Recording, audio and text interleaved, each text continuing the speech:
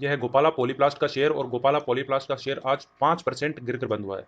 और इससे पहले कल भी ये 5% गिरा था। 2 दिन से लगातार ये 5% का लोअर सर्किट लगा रहा है। क्या हमें इसे बाय करना चाहिए या हम इसमें किस तरह से सेल कर सकते हैं या किस तरह से एग्जिट कर सकते हैं? अभी तक इसने एक तरफा चाल दी है। 8 रुपए से लगभग 1200 रुपए का ये शेयर हो गया था। 1286 रुपए का इसने हाई लगाया हुआ है। ये है गोपाला पॉलीप्लास्ट का शेयर और यहाँ पे आप एक गैप देख सकते हैं। ये गैप बेसिकली क्यों है? तो इसका मेन रीजन ये था, ये कंपनी सस्पेंड हो चुकी थी। यहाँ नीचे में आप देखेंगे ना ध्यान से तो आपको दिखाई देगा नवंबर है और सीधा मार्च आता है। ऐसा गैप इसलिए था क्योंकि ये एनसीएलटी के अंदर गई थी। एनसीएलटी के अंदर क्यों गई थी? क्योंकि ये कंपनी दिवालिया हो चुकी थी। अभी एनसीएलटी ने ये डिसीजन दिया कि इनका मैनेजमेंट एक दूसरे कंपनी को पूरा का पूरा सौंप दिया गया है। और जैसे ही ये डिसीजन आया और ये कंपनी लिस्ट हुई, उसके बाद में ये 8 रुपए का शेयर आज 1286 का इसने हाई लगाया। उसके बाद में आप देख रहे होंगे ये सिर्फ गैप दिख रहा होगा आपको, छोटे छोटे ये गैप दिखाई दे रहे होंगे। ये गैप बेसिकली इसलिए है क्योंकि ये अपने हर दिन अपर सर्किट ही लगा रहा था, कभी भी इसने लोअर सर्किट लगाया ही नहीं। और यहाँ पे इसकी शुरुआत हुई है लोअर सर्किट की। अब ये यहाँ पे आके खड़ा हो गया है। अब क्या होना चाहिए इसकी स्थिति? तो एक और चार्ट में दिखाऊंगा। क्या ये यहाँ से नीचे आएगा या ऊपर जाएगा, यही हमें जानना है। तो बेसिकली मैं एक और चार्ट आप लोगों को दिखा देता हूँ तो एक आइडिया मिल जाएगा। ये ऑर्चिड फार्मा का चार्ट है और ये भी डेली चार्ट है। और यहाँ पे आप देख सकते हैं इसमें भी एक गैप था और उसके बाद में यहाँ से इसकी जर्नी शुरू हुई है। ये पहला आप देख सकते हैं यहाँ पे 17 रुपए से इसकी जर्नी शुरू हुई थी और ये गया था 2654 रुपए का हाई यहाँ पे इसने लगाया था। उसके बाद में आप देख सकते हैं यहाँ से इसकी डाउनवर्ड जर्नी शुरू हुई थी और ये डाउनवर्ड जर्नी आप देख सकते हैं लगातार 10-15 दिनों तक इसकी चली है और हर दिन इसने 5% का लोअर सर्किट लगाया। उसके बाद में ये स्टेबलाइज हुआ और फिर से इसने लोअर सर्किट लगाने शुरू किए।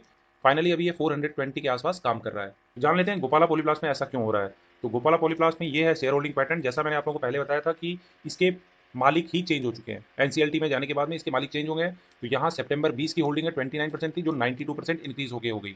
अब इन 92% को रिड्यूस करना है किसमें? 75% तक इसकी शेयर होल्डिंग लेके आनी है। काफी सारे शेयर स्टॉक मार्केट के अंदर में शेयर छोड़े जाएंगे। पहले कितने में ट्रेडिंग होती थी? सिर्फ 2% शेयर में ट्रेडिंग होती थी, मतलब बहुत कम शेयर थे इसके मार्केट के अंदर में। अभी जब प्रमोटर अपनी शेयर होल्डिंग रिड्यूस करेंगे, कितने साल में रिड्यूस करना है? ये 3 साल के अंदर अंदर रिड्यूस करना है। ये किसका रूल है? ये सेबी का रूल है। सेबी के रूल के अनुसार इनको रिड्यूस करना ही होगा, नहीं तो इनको हैवी पेनल्टी देनी पड़ेगी हर साल। और रिड्यूस करने के तरीके क्या है, किस तरह से ये रिड्यूस कर सकते हैं?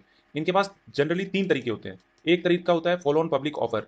जैसे आईपीओ होता है वैसे ही एफपीओ होता है। आईपीओ नई कंपनी जब आती है ना, तब उस समय के लिए होता है। एफपीओ मतलब होता है फॉलो ऑन पब्लिक ऑफर, मतलब पब्लिक के पास पहले से इसके शेयर्स पड़े हैं और फिर से इसने और निकाल दिए शेयर्स, तो ये हो गया फॉलो ऑन पब्लिक ऑफर। और दूसरा तरीका है ओएफएस। ओएफएस में होता क्या है? ओएफएस में ये होता है कि इनके पास जो शेयर होल्डिंग पड़ी है ना 92% की, इसके पास समझ लीजिए 1000 शेयर है, तो वो 1000 शेयर को बेचना चाहेगी। 1000 शेयर में कितने शेयर बेचेगी? 500 शेयर, 400 शेयर, 300 शेयर, 200 शेयर, कितने भी बेचे, बस अपनी शेयर होल्डिंग को ये कम करने का एक तरीका हो गया। और तीसरा तरीका है राइट्स इशू लेके आ जाए।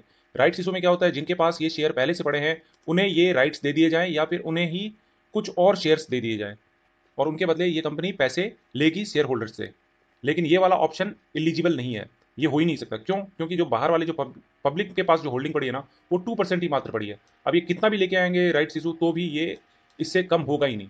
तो इनके पास अब सिर्फ दो ही ऑप्शन बचे हैं, एफपीओ या फिर ओएफएस। तो आप जान लेते हैं कि पहले ऐसा किस कंपनी में हुआ था। तो ओएफएस आपका ऑर्चिड फार्मा ओएफएस लेके आया था और रुचि सोया ने अभी एफपीओ का ऐलान किया है और वो फॉलो ऑन पब्लिक ऑफर लेके आ रहे हैं। और ये दोनों आप जो मैं बता रहा हूँ ऑर्चिड फार्मा और रुचि सोया, ये दोनों भी एनसीएलटी से गुजरी हुई है। और इस शेयर के बारे में पूरी डिटेल जाननी ना, कंपनी क्या करती है क्या नहीं करती है और क्या करने वाली है, तो यहाँ पे इसका पूरा डिटेल आपको मिल जाएगा। गोपाला पॉलीप्लास्ट के ऊपर एक एक्सक्लूसिव वीडियो बनाया हुआ है।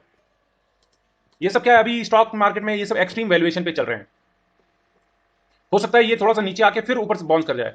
इस स्टॉक में, ऐसे स्टॉक में कुछ कहा नहीं जा सकता है, तो इसलिए इसमें 1% से ज्यादा आपकी कैपिटल इन्वेस्टमेंट नहीं होना चाहिए, उससे कम ही होना चाहिए।